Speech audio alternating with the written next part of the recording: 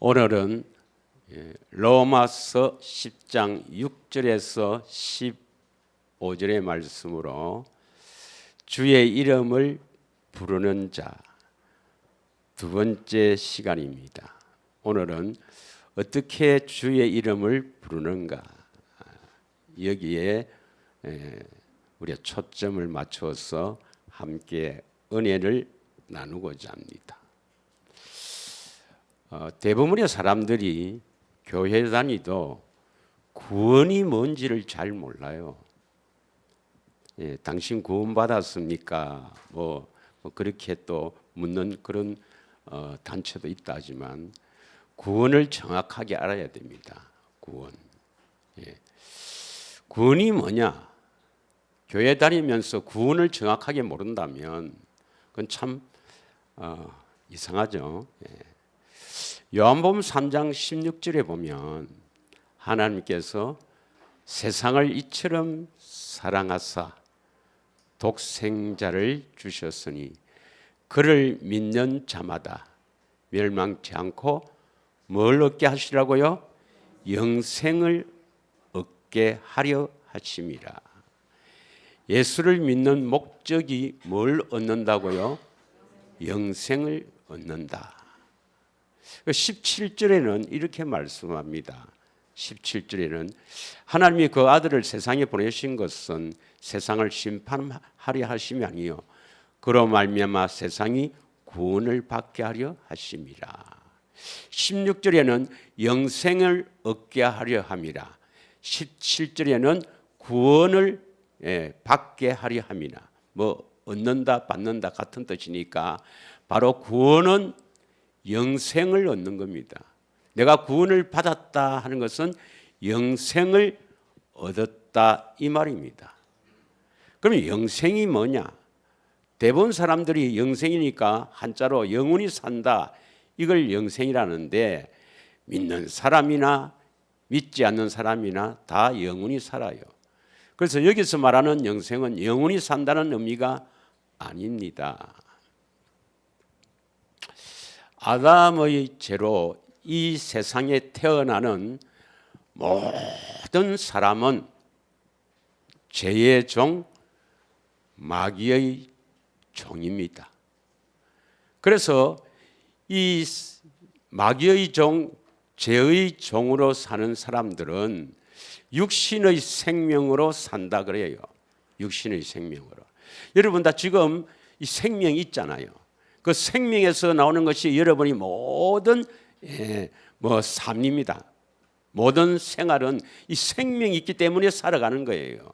생명이기 때문에. 그래서 여러분 생각하고 여러분 마음 품고 계획하고 또 어디 가고 또 여러분에게 쌓여 있는 이러한 지식이나 여러 가지 또 옳다 그러다 하는 여러분의 모든 삶에 나타난 것은 생명이 있기 때문에 그랬습니다. 그런데 이 육신의 생명, 이 땅에서 사는 생명은 언젠가는 끝이 난다는 겁니다. 우리는 항상 죽음을 염두에 두고 살아야 합니다. 많은 사람들이에요. 나는 영원히 죽지 않을 것으로 이렇게 생각하면서 사는데 그렇지 않습니다. 우리에게는 이 세상 사는 삶이 얼마 남지 않았습니다. 그래서 우리가 죽는다, 생명이 끝난다, 육신의 생명이 끝난다 하면 우리 안에, 우리 몸에 있는 어딘가 모릅니다만 여러분 마음도 있고 또 영도 있어요. 우리 영도. 짐승에는 없지만 영이 있어요. 그 영이 바로 진짜 나지요. 진짜 나. 베드로전서 3장 4절에 보면 마음에 숨은 사람이 나와요. 베드로전서 3장 4절 한번 읽겠습니다. 시작. 오직 마음에 숨은 사람을 온유하고 안정한 심령의 썩지 않을 것으로 하라. 이는 하나님 앞에 값진 것이니라. 마음에 숨은 사람. 그러니까 마음은 혼에 속하거든요. 혼. 그 안에 숨은 사람이 바로 진짜나 영의 사람, 속 사람입니다. 그 생명이 끝나면 빠져나와요. 빠져나와서 어디에 가느냐? 영생은 하나님의 생명을 말합니다. 그 하나님의 생명은 예수님이 가지고 오셨어요. 예수님은 처음부터 이 땅에 올 때 하나님의 생명을 가지고 오신 분입니다. 하나님의 생명으로 사신 분입니다. 하나님의 생명으로 모든 사역을 감당할 수가 있었습니다. 그 하나님의 생명은 하나님의 모든 것으로 권세와 능력과 거기에 아가페의 사랑과 모든 것이 그 생명에서 다 나옵니다. 그 생명을 우리에게 주시는 거예요. 그 생명을 우리가 얻어야 됩니다. 그래서 예수를 믿는 목적이 뭐냐? 생명을 얻기 위해서입니다. 바로 생명이 있어야, 하나님의 생명이 있어야 우리는 구원받았다, 이 말입니다. 그런데 육신의 생명으로, 하나님의 생명이 아니고 내가 부모로부터 태어날 때 이 땅에 살면서 가진 나의 육신의 생명으로 하는 모든 활동은 악하다 합니다. 하나님께서. 왜? 마귀의 종으로 되어 있으니까. 마귀의 종으로 살아가면서 하는 모든 활동은, 심지어 교회 나와서 뭐 한다, 또 하나님 위해서 무슨 일을 한다, 다 악하다는 겁니다. 중요한 말입니다. 로마서 8장 6절에서 7절입니다. 육신의 생각은 사망이요 영의 생각은 생명과 편안이라. 영의 생각은 어디에서 나오겠습니까? 하나님의 생명이 있어야죠. 영생, 하나님의 생명에서 나오는 생각은 생명과 편안이라. 7절, 육신의 생각은 하나님과 원수가 된다, 이 말이에요. 육신의 생각은 하나님과 원수가 되나니 이는 하나님의 법에 굴복하지도 아니할 뿐 아니라 할 수도 없음이라, 이 말입니다. 그래서 신앙생활이라는 것은 뭐냐? 예수를 믿는 목적이 뭐냐? 예수님이 왜 오셨느냐? 이걸 사람들이 바르게 알지 못해요. 예수님은 왜 이 땅에 오셨나? 하나님의 생명 가지신 하나님이 신 그분이 왜 이 땅에 오셨나? 우리를 행복하게 살다가 행복한 나라로 가도록 하기 위해서 오신 분입니다. 예수를 믿는다. 정말 내가 예수를 믿는다 하면 나는 행복하게 살아야 돼요. 구원받은 자는 행복하게 살아야 됩니다. 그래서 행복하게 살아야 행복한 나라로 갑니다. 더 쉽게 말하면 내가 천국이 되어 살아야 천국 갈 수가 있다, 이 말입니다. 그래서 신명기 33장 29절에는 뭐라고 합니까? 이스라엘아, 너는 행복자로다. 너는 행복한 사람이로다. 왜 너는 행복한 사람이냐? 구원받았기 때문입니다. 여호와의 구원을 같이 얻은 백성이 누구냐? 그럼 구원받은 백성은 왜 행복할까요? 우리를 불행하게 만들고 온갖 고통과 저주와 온갖 어려움 속에서 살게 하는 것이 누구일까요? 우리의 대적 마귀입니다. 왜 우리가 이렇게 행복하게 살 수 있느냐? 그 밑에 보면 구원을 너같이 얻은 백성이 누구냐? 그는 바로 여호와 하나님, 오늘날 하나님이신 예수님이죠. 예수님은 너를 돕는 방패시요 내 영광의 칼이시로다. 너희 대적, 바로 마귀를 말합니다. 너희 대적이 내게 복종하리니. 마귀가 우리에게 이제 복종한다, 이 말이에요. 너가 그들의 높은 곳을 밟으리라 했습니다. 그러니까 인간의 모든 고통 불행은 마귀로부터 오니까 마귀에게서 벗어나 마귀를 대적하고 이겼기 때문에 하나님 나라가 되어서 행복하게 되는 것입니다. 믿으십니까? 그래서 우리는 이 땅에 살 때 뭘 하나님을 기쁘시기 위해 하기 위해서 뭘 일을 하려고 하는 것은 그거는 마귀가 하는 겁니다, 여러분. 하나님 위해서 뭘 하라는 것은 마귀가 하는 거예요. 이 성경에 있습니다, 여러분. 고린도전서 15장 56절을 한번 보겠습니다. 고린도전서 15장 56절. 사망이 소하는 것은 죄요, 죄의 권능은 율법이라 했습니다. 율법이 뭡니까? 하나님의 명령입니다. 그래서 죄의 배후에는 뭐냐? 마귀가 있거든요. 마귀의 권능, 마귀의 그 권세와 능력은 뭘 갖고 우리를 넘어뜨리고 우리를 불행하게 하고 우리를 뭐 자꾸 이렇게 하나님 만나지 못하게 하느냐? 율법입니다. 그래서 율법 하나님의 명령을 지키려고 예를 씁니다. 좀 그래도 바르게 신앙생활을 해보려는 사람은, 그래도 하나님을 예수님을 사랑하는 사람은 참 예수님을 기쁘게 하려고 목사님이 뭐 하자면 열심히 힘을 최선을 다해 합니다. 그 하게 하는 게 누구예요? 마귀입니다. 마귀. 여러분 뭘 하려고 하지 말고 뭘 먼저 얻어야 됩니까? 생명, 영생, 하나님의 생명. 하나님의 생명을 주러 오신 분이 예수님인데 그 하나님의 생명을 우리가 어디서 얻어야 되겠습니까? 우리 안에 하나님의 생명이 있어야 되기 때문에, 우리 안에 우리 마음에 하나님의 생명이 있어야 되기 때문에 우리 마음에 예수님 오시는 거예요. 그래서 그 생명을 얻어야 그 생명에서 모든 것이 나오니까 그 생명에서 말씀하시는 거라. 주님이 그 생명을 있는 그 바탕에서 말씀하시는 거라. 이거 해라.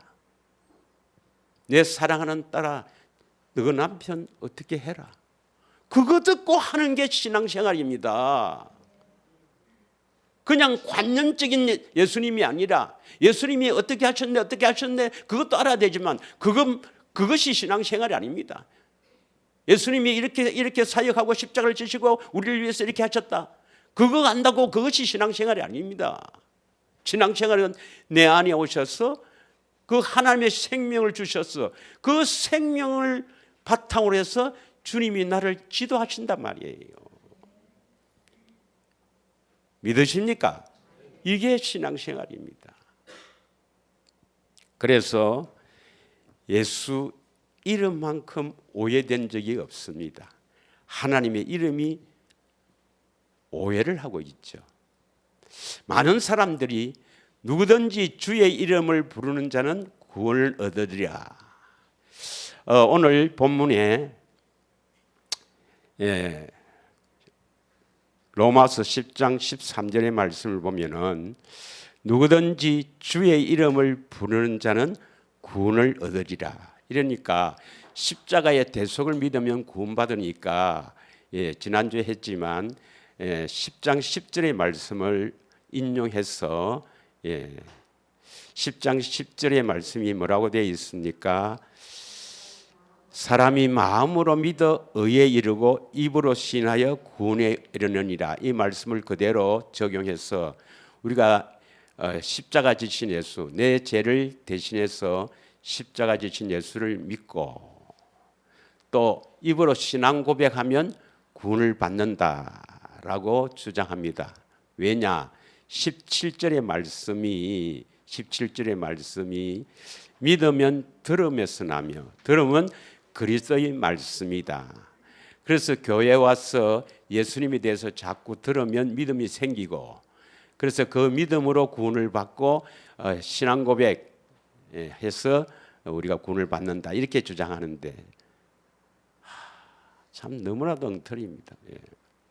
우리가 믿으려면 어떻게 해야 믿을 수가 있어요? 8절 믿음의 말씀이죠. 그래서 다시 본문을 6절부터 한번 보겠습니다.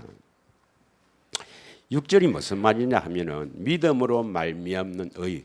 의는 하나님의 의입니다. 하나님의 의. 의는 옳은 것이죠. 선을 말합니다. 하나님이 하라는 것은 모든 것이 다 선한 것입니다. 그래서 하나님이 하라고 하는 이 하나님의 의는 하나님께서 명령한단 말이죠. 하나님의 명령은 다 선이에요. 선. 그런데 그 선인데, 그래서 하나님의 명령 또 하나님의 율법 성경에 기록되어 있지만 그것을 어떻게 행하느냐, 악이 될 수 있고 선이 될 수 있습니다. 내가 성경을 보고 하는 것은 악입니다. 육신이 생명에서 나오니까. 목사님 말을 듣고 내가 하는 것도 악입니다. 왜? 육신이 생명에서 나오니까. 하나님의 생명이 있으면, 하나님은 선한 분이니까 그 하나님의 생명이 있으면 그 생명에서 모든 것이 나오니까 그 생명에서 하라고 하는 일, 그게 선한 일이에요. 그래서 이 말씀을 해놓은 겁니다. 예수님이 하늘에 올라가서 지금 하나님 우편에 계신 예수님을 모시가 내려오는 거예요. 예수님, 우리 교회 꼭 한 번만 와주세요. 꼭 한 번만 와주세요. 한 번만 말씀해 주세요. 예수님을 내가 모시고 내가 내려왔어. 이런 일은 세상에 안 일어나지만 성령이 지금 이렇게 이야기합니다. 모셔 내려와서 여기서 말씀합니다. 여러분에게 뭐 해라, 뭐 해라. 해도 우리는 지킬 수가 없어요. 아니, 예수님이 직접 여기 오셔서 말씀하셔도 지킬 수 없는데 어떻게 목사가 말을 해서 지킬 수가 있습니까?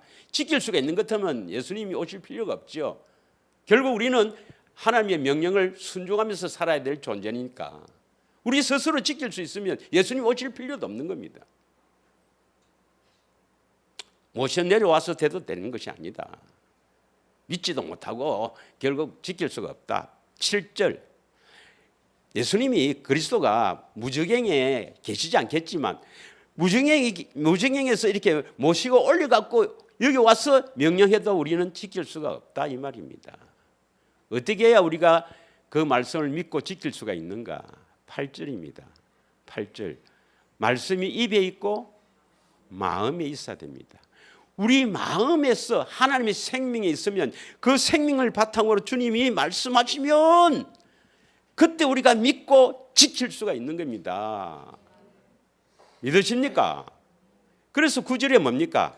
안에서 말씀하시는 그 말씀을 듣고 우리가 믿으니까 이 믿음을 말씀이라고 하죠. 이것을 믿음의 말씀이라는데 그럴 때 바로 예수를 주라 시인할 수 있는 거예요. 그래서 안에서 말씀이 들려야 예수님이 나의 주로 우리가 인정하고 시인하는 겁니다. 그래서 누구든지 주의 이름을 부른다 하면 내 안에서 말씀하시는 그 말씀을 듣고 아, 이분이 나의 주네 이 말입니다. 그리고 부활을 믿게 된다 이 말입니다. 8절 믿으십니까? 예, 8절 이제 우리가 전파는 믿음의 말씀인데 9절, 그래서 우리가 주를 믿고 예수님의 부활을 믿으면 구원을 받는다 이 말이에요. 구원을 받는다. 이것을 좀 더 구체적으로 한 것이 10절이죠. 네가 마음으로 믿고 마음에 예수님 말씀하시니까 그 말씀을 듣고 믿고 이제 입으로 시인해서 구원에 이르느니라. 그러면 13절에 뭐라 했습니까? 13절에 누구든지 주의 이름을 부르는 자는 구원을 얻으리라. 이 주의 이름이 뭐냐 이 말입니다. 주의 이름, 예수 이름, 하나님의 이름이 뭐냐 잘 알겠지만 열왕기상 9장 3절을 한번 보겠습니다. 예, 열왕기상 9장 3절에 보면 솔로몬이 성전을 다 건축한 후에 여호와께서 나타나셔서 이렇게 말씀합니다. 여호와께서 솔로몬에게 그에게 이르시되 내 기도와 내가 내 앞에서 간구한 바를 내가 들었은즉 나는 네가 건축한 이 성전을 거룩하게 구별하여 내 이름을 영원히 그곳에 두며 내 눈길과 내 마음이 항상 거기에 있으리라. 솔로몬이 성전을 다 건축하니까 여호와께서 나타나셔서 이 성전은 거룩한 성전이다. 거룩한 성전인데 거기에 뭘 두신다고요? 예, 하나님의 이름을 둔다. 그 하나님의 이름을 두니까 뭡니까? 하나님이 다 관심을 가진다 이 말입니다. 믿으십니까? 그럼 솔로몬으로 예표되는 분이 뭡니까? 다윗의 후손으로 오신 예수님이에요. 예수님이 결국 우리는 참 성전으로 오신 그분이 우리에게 성전 지으러 오시잖아요. 그래서 우리가 거룩한 성전이 되면 뭘 두시겠단 말입니까? 하나님의 이름. 여러분이 거룩한 성전이 되면 하나님의 이름을 두셔야 돼요. 여러분이 거룩하면 뭘 두신다고요? 하나님의 이름. 꼭 기억하십시오. 여러분이 거룩하기만 되면 하나님의 이름을 두시고 하나님께서 다 지켜주신다 이 말입니다. 믿으시죠? 그런데 이것을 신약에서는 뭐라고 표현하면은 로마서 6장 22절에는 이렇게 표현합니다. 그러나 이제 너희가 죄로부터 해방되고 뭐로부터 해방되고? 그럼 죄의 배후에 누가 있어요? 그래서 마귀에서부터 벗어난다 말입니다. 죄로부터 해방되고 여전히 죄의 종으로 있는 것이 아니라 죄에서부터 해방되고 하나님께 종이 되어 거룩함에 이르는 열매를 맺었으니 거룩하게 되었단 말입니다. 그래야 뭘 주신다고요? 영생. 여러분이 마귀로부터 벗어나서 하나님의 종이 되어 거룩한 사람이 되면 그때 뭘 주신다고요? 영생이 뭐였습니까? 하나님의 생명. 하나님의 생명. 여기서는 거룩하면 뭘 준다고요? 영생. 하나님의 생명을 주신다 했고, 아까 열왕기상 9장 3절에는 솔로몬에게 나타나셔서 뭡니까? 거룩한 성전에 뭘 두신다고요? 하나님의 이름. 거룩하면 하나님의 이름을 두신다. 구약은 그렇게 표현하고 신약은 거룩하면 영생을 주신다. 그러면 영생이 바로 뭡니까? 하나님의 이름. 하나님의 이름이 뭐죠? 영생입니다. 영생은 바로 하나님의 생명입니다. 그래서 하나님의 생명 이름이 예수 이름입니다. 예수 이름은 바로 하나님의 생명의 이름이에요. 그래서 하나님의 생명이 있어야 하나님에서 생명에서 나오는 그 모든 것 말씀하시고 그 안에 모든 것이 다 있거든요. 그 하나님의 생명으로 사는 것이 바로 주의 이름. 예수님이 우리 주니까 예수 이름을 부르는 자입니다. 예수 이름을 부른다. 하나님 생명에서 나오는 그 모든 것을 우리는 그 안에 보화가 있는 이 모든 것을 부른다 이 말은, 일컫는다 이 말은 있다 이 말입니다. 믿으십니까? 당연히 구원이죠. 생명이 있으니까. 그래서 우리가 어떻게 하든지 생명을 얻어야 합니다. 육신으로 살면 뭐 아무리 믿는다 하지만 그건 진짜 믿음이 아니고, 육신으로 살아야, 죄송합니다. 하나님의 생명으로 살아야 하나님처럼 살 수가 있어요. 믿으십니까? 행복하게 살다가 바로 행복한 나라에 갑니다. 그럼 어떻게 하면 주의 이름을 부르는가? 바꾸어 말하면 어떻게 하면 하나님의 생명을 얻는가? 바꾸어 말하면 어떻게 하면 구원을 받는가 이 말입니다. 믿으십니까? 어떻게 하면 예수 이름, 주의 이름을 부르는가? 이 말은 주의 이름을 부르려면 반드시 하나님의 생명, 영성, 생명을 얻어야 되기 때문에 어떻게 하면 구원을 받는가? 어떻게 하면 영생을 얻는가? 구원을 얻었다 말이 바로 영생을 얻었다 이 말이거든요. 믿으시죠? 그러면 그 13절부터 한번 보겠습니다. 로마서 10장 13절부터 어떻게 주의 이름을 부르는가? 바로 어떻게 구원받는가 이 말입니다. 자, 누구든지 주의 이름을 부르는 자는 구원을 받으리라. 14절에 보면 다 같이 읽겠습니다. 그런즉 그들이 믿지 않은 이를 어찌 부르리요? 듣지도 못한 이를 어찌 믿으리요? 전파하는 자가 없이 어찌 들으리요? 예. 그 말이 뭐냐면 그들이 믿지 아니하는 자를 어찌 부르리요? 이 말씀은 하나님께서 부를 때는 어떤 사람을 부른다고요? 믿지 아니하는 자를 부르는 게 아니고 믿는 자를 부른다 이 말입니다. 하나님께서 어떤 자를 부르신다고요? 믿는 자. 뭘 믿겠습니까? 복음을 믿죠. 복음을 믿는 자를 부릅니다. 듣지도 못한 일을 어찌 믿으리요? 이 말은 뭡니까? 그러면 복음을 믿으려면 복음을 들어야 되죠. 복음을 들어야 복음을 믿을 거 아닙니까? 그래서 듣지도 못한 일을 어찌 믿으리요? 그러면 복음을 들으려면 어찌하면 됩니까? 복음을 전파하는 사람이 있어야 되지. 복음을 전하는 사람이 있어야 되지. 전파하는 자가 없이 어찌 들으리요? 이 말입니다. 그래서 복음을 전파하는 사람에게 복음을 듣고 믿는 자를 하나님이 부르시는 거라. 부르셔. 믿으십니까? 15절. 보내심을 받지 아니하였으면 어찌 전파리요? 기록된 바 아름답도다. 좋은 소식을 전하는 전한 자들의 발이여 한가 같으니라. 그래서 어떤 사람이 복음을 전파한다고요? 내가 가야지. 아니고 하나님이 보내심을 받은 자입니다. 하나님께서 보내심을 받은 자. 하나님께서 보내신 자는 복음을 전파하면 그 복음을 듣고 믿으면 부르시는 거라.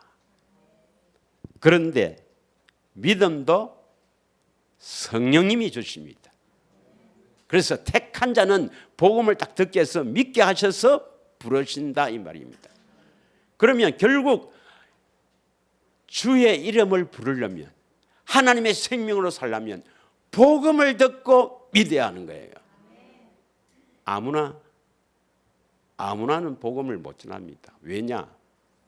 복음이 비밀입니다. 에베소서 6장 19절에는 바울이 복음의 비밀을 담대히 전하게 하소서. 여러분 나를 위해서 기도해 주세요.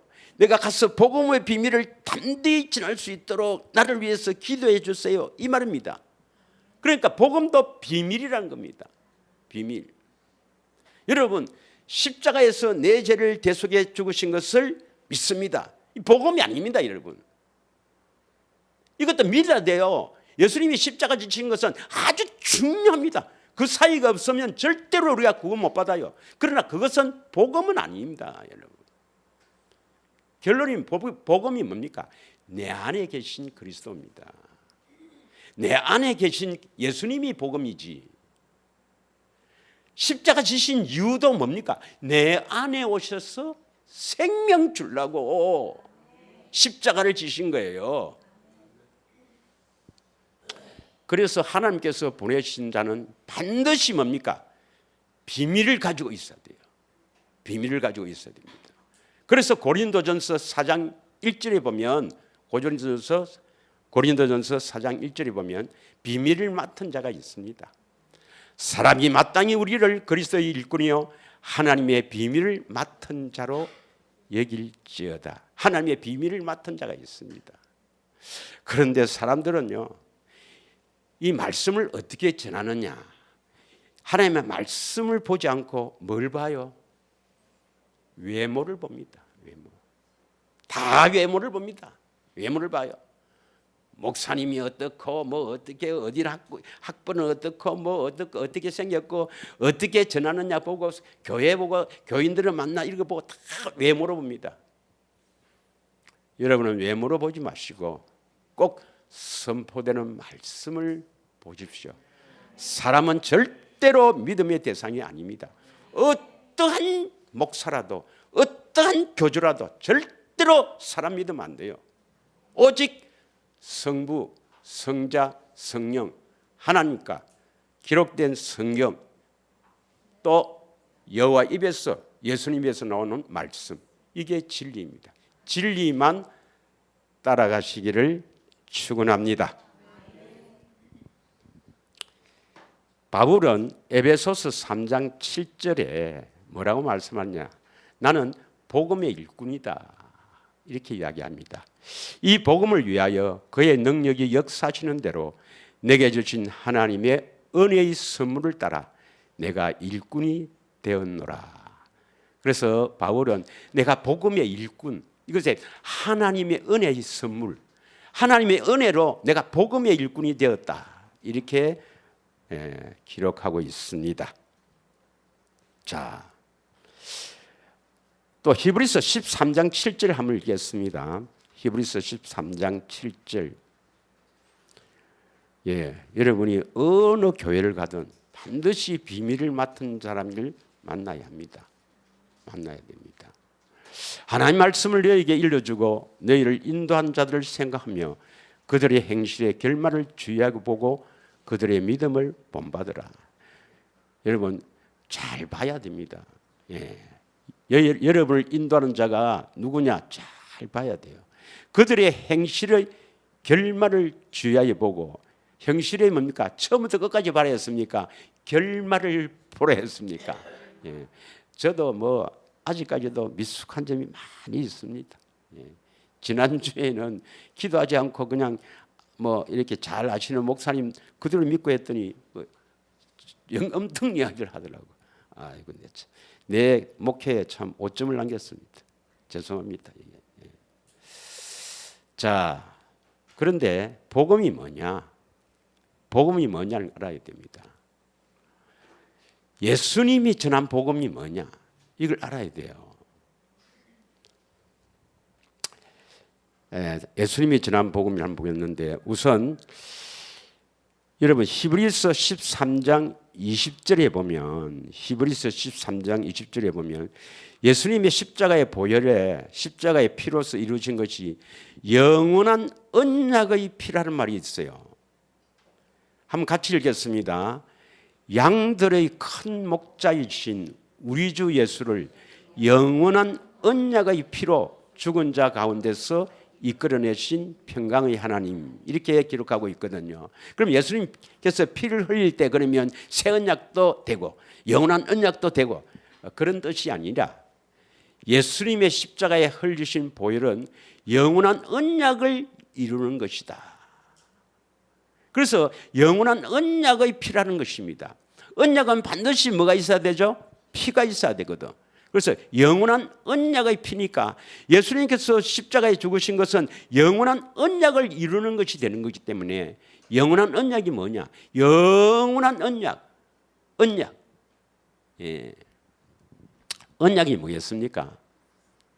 하나님께서 약속하신 것을 반드시 이루어 주시겠다고 맹세하신 것이 언약입니다.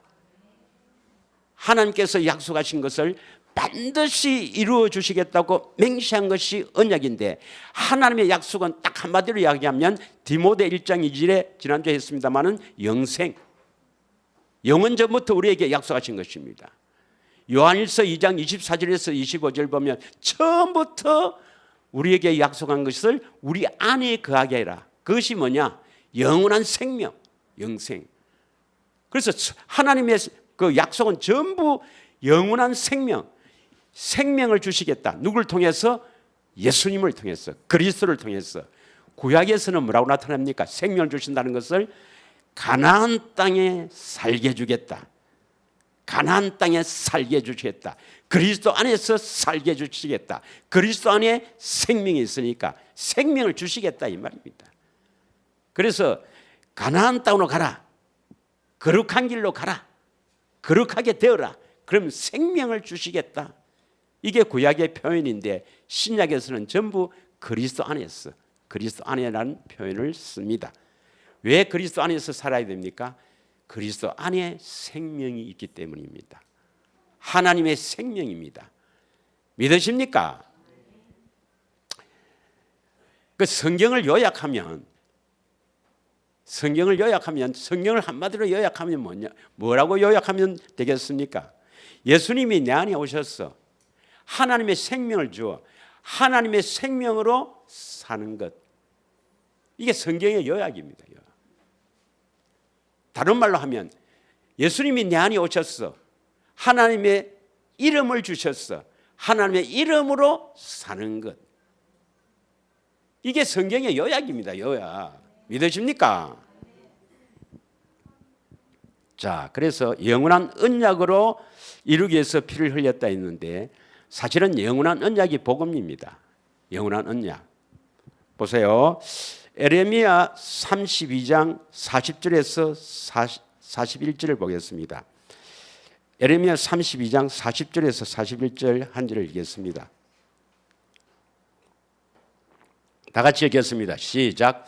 내가 그들에게 복을 주기 위하여 그들을 떠나지 아니하리라. 뭘 주기 위해서 떠나지 않는다고요? 복을. 하려는 영원한 언약을 그들에게 세우고, 그래서 복을 주기 위해서 우리와 함께하는 이유는 복을 주기 위해서 영원한 언약을 세우는 거예요. 영원한 언약은 왜 세웁니까? 우리에게 복을 주고 함께하기 위해서, 함께 하셔서 복을 주기 위해서 영원한 언약을 세운다 말입니다. 그래서 나를 경외하면 그들의 마음을 두고 나를 떠나지 않게 한다. 시편 89편 3절에서 4절 한번 보겠습니다. 어떤 사람과 언약을 맺느냐? 언약을 맺는다 말은 오늘날 언약을 우리가 굳게 믿게 하신다 이 말입니다.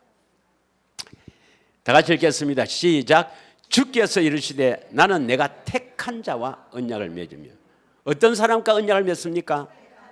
여러분의 언약을 굳게 믿는다면 여러분 택한 자입니다. 바꾸고 말하면 택한 자가 아니면 언약을 아무리 이야기해도 안 믿습니다. 안 믿어요. 그래서 주께서 나는 내가 택한 자와 언약을 맺으며 내 종 다윗에게 맹세하기를 4절 내가 너희 자손을 영원히 견고히 하며 내 왕위를 대대 세우리라 하신다이다 셀라. 이게 뭐 또 다음에 이 의미를 알게 됩니다. 예.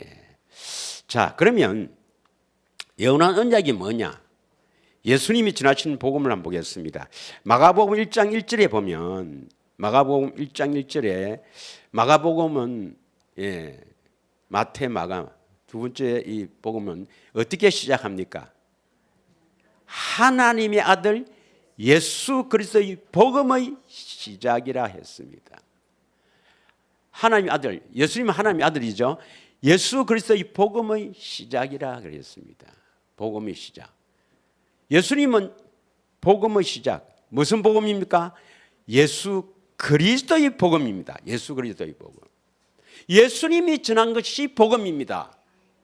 믿으십니까? 그러면 성경에 복음이 있고 다른 복음이 있습니까? 안 있습니까? 다른 복음이 나옵니다. 다른 복음을 믿으면 저주를 받아요.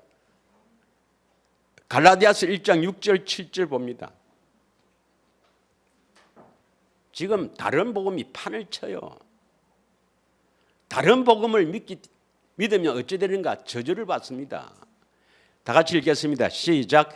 그리스도의 은혜로 너희를 부르시는 이같이 속히 떠나 다른 복음을 따른 것을 내가 이상하게 여기노라. 7절 시작.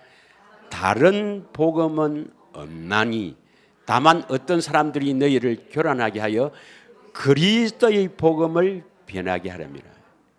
그리스도의 복음, 그리스도가 이 전해준 복음, 성경에 기록되어 있는 예수님이 전한 복음 외에는 다른 복음입니다.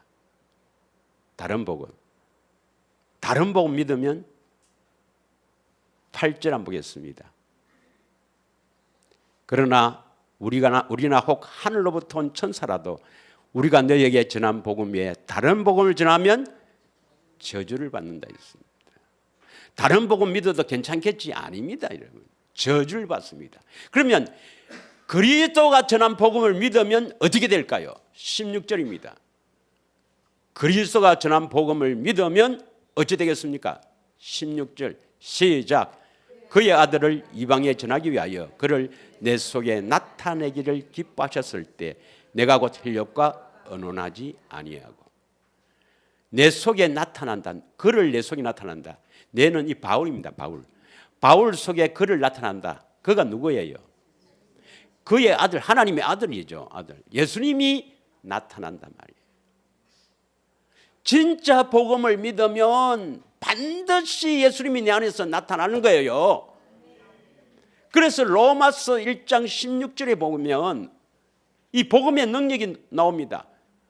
복음은 모든 믿는 자에게 구원을 주시는 하나님의 능력이 됨이라. 먼저는 유대인에게요, 그리고 헬라인에게다. 여러분이 복음을 듣고 믿으면 반드시 하나님이 구원을 시킨다. 뭘 주신다 말입니까? 영생. 구원이 영생이라 처음 했잖아요. 하나님의 생명을 얻는 것, 이게 구원입니다. 하나님이 생명을 주신다 이 말이에요. 그래서 복음을 믿는 자는 반드시 믿음으로 살면 어떤 일이 벌어지는가? 17절입니다. 17절. 복음에는 하나님의 의가 나타났어. 우리가 하나님의 의가 뭔가? 로마서 10장 6절에서 8절 배웠죠. 하나님의 의는 믿음으로 말미암는 의. 하나님의 의는 예수님이 여기 오셔서 말씀하시도 우리는 지킬 수 없다. 오직 그 말씀이 가까워 내 입에 있고 마음에서 말씀하시는 것이, 그 말씀을 듣고 하는 것이 하나님의 의라 이 말입니다. 예. 그래 하나님의 의가 나타나야 된다 이 말입니다. 그래서 하나님의 의가 나타나려면 반드시 내 안에 하나님의 생명 가진 그리스도가 나타나야 돼요. 나타나야 믿음으로 믿음에 이르게 된다. 처음에는 복음을 믿었는데 이 나중 믿음은 그리스도가 나타났을 때 믿는 믿음입니다. 이 믿음으로 우리는 구원을 받는데 이 믿음을 그리스도 안에 있는 믿음이랍니다. 예, 집에 가서 좀 찾아보십시오. 디모데후서 3장 15절에 나와요. 그리스도 안에 있는 믿음입니다. 그래서 이렇게 되기 위해서는 반드시 나의 의인은 약속을 굳게 믿는 자도 의인이라 칭하죠. 이걸 이신칭이라는데 이 약속을 굳게 믿는 자들은 반드시 뭐로 살아야 된다고? 믿음으로 살아야 합니다. 이 앞에 제일 중요한 단어가 뭐냐? 이 17절에 뭐 다 중요하지, 복음이 제일 중요하지만 여러분이 예수님이 나타나기 위해서는 반드시 오직, 근데 오직 믿음은 안 살아요. 믿음을 살았으면 지금 예수님이 나타나셔서 여러분을 인도해서 행복하게 살면서 엄청난 일들이 벌어질 건데 오직 믿음을 안 살아요. 왜? 마귀가 오직 믿음으로 살지 않게 바쁘게 합니다. 이것도 하고 저것도 하고 했다고 그래갖고 뭐 시간 나면 좀 이따 하지. 무슨 말 알겠죠 이거? 리모컨을 켜든 무슨 말 알겠죠? 뭐 연락 온 데 없나? 핸드폰이나 뭐 이런 것들을 하지 오직 믿음으로 살려고 하지 않습니다. 믿음으로 사시길 원합니다. 오직 믿음으로 사시길 원합니다. 여러분 안에 복음을 믿는 자에게는 찾아오셔서 오직 믿음으로 사는 자에게 나타나요. 나타날 때 여러분이 칭찬과 존귀와 영광을 얻게 된다 말은 생명을 얻게 된다 이 말입니다. 하나님의 생명이 바로 존귀와 영광과 모든 것이 다 있다 그랬죠. 베드로전서 1장 7절의 말씀입니다. 반드시 예수님이 여러분에게 나타나지 않으면, 여러분 이 땅에 사는 동안에 예수님이 여러분 안에서 나타나지 않으면 여러분 죽을 때 난 지옥 가네 그렇게 생각하면 됩니다.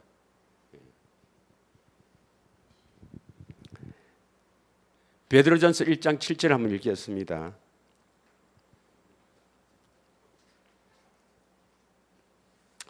너희 믿음의 확실함은 불로 연단하여도 없어질 금보다도 더 귀하여 예수 그리스도께서 나타나실 때에 칭찬과 영광과 존귀를 얻게 하십니다. 믿으십니까? 그러면 복음을 믿어야 되는데 복음이 뭐냐? 영원한 언약이 복음입니다. 그러면 이 영원한 언약은 아브라함에게도 하셨고 이삭에게도 하셨고 야곱 즉 이스라엘에게도 하셨어요. 그 영원한 언약을 조상들에게 약속하시고 반드시 이루어 주시겠다고 맹세하신 영원한 언약을 하신 겁니다. 그 믿음의 조상 아브라함부터 보겠습니다. 아브라함부터. 자, 창세기 17장 1절 우리 다 잘 아는 거지만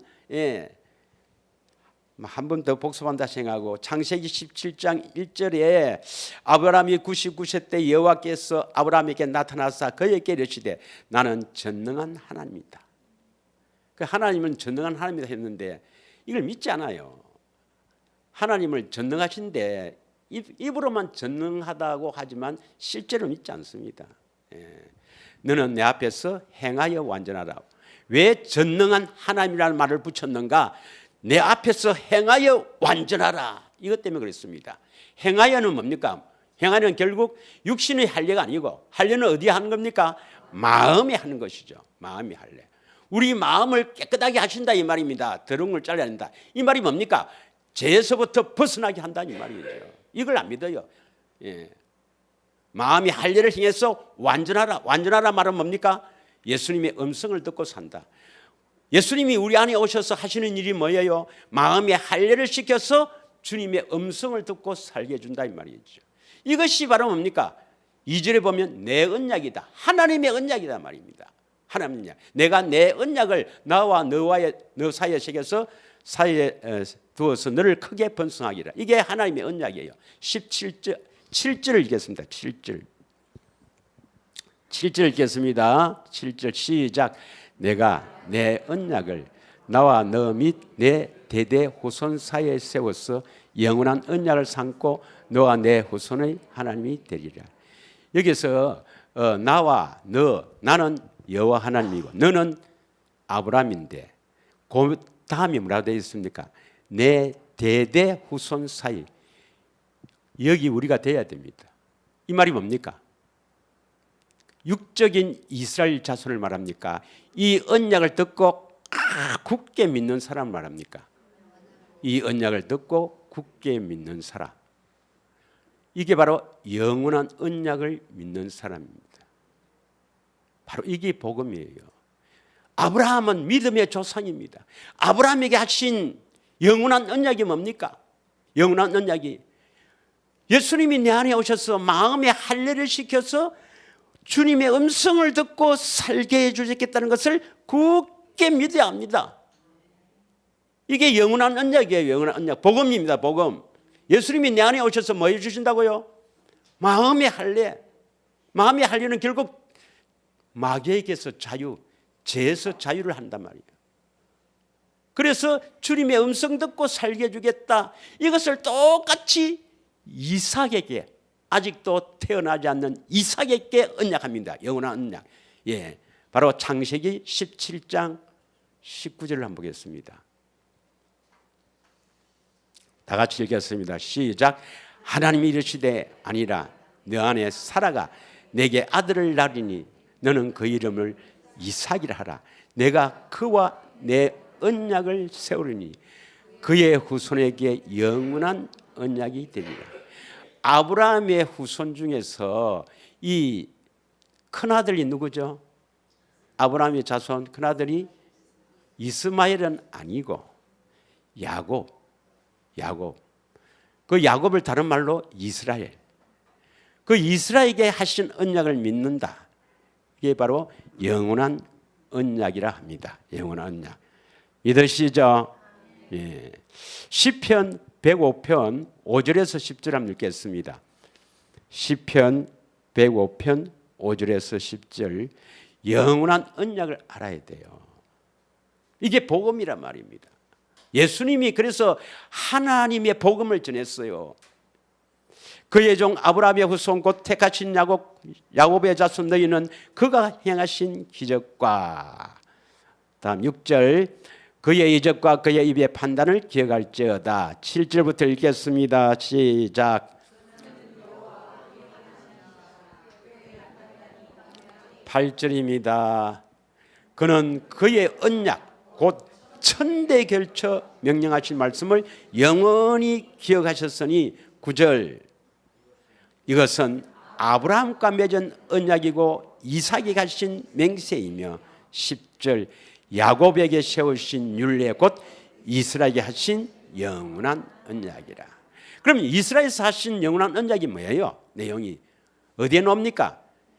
신명기 29장부터 33장까지 있는데 그것은 모압에서 세우신 두 번째 언약이에요. 시내산 언약은 첫 번째 언약이고 모압에서 세우신 두 번째 언약, 신명기 30장 6절. 이 언약을 모르면 구원이 안 됩니다. 이게 생명의 언약입니다. 하나님의 생명을 주신다는 언약입니다. 이 언약을 모르면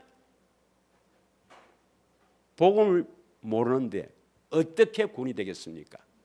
여러분, 참으로 하나님께서 보낸 종인가 아닌가 하는 것은 뭘 보고 하느냐?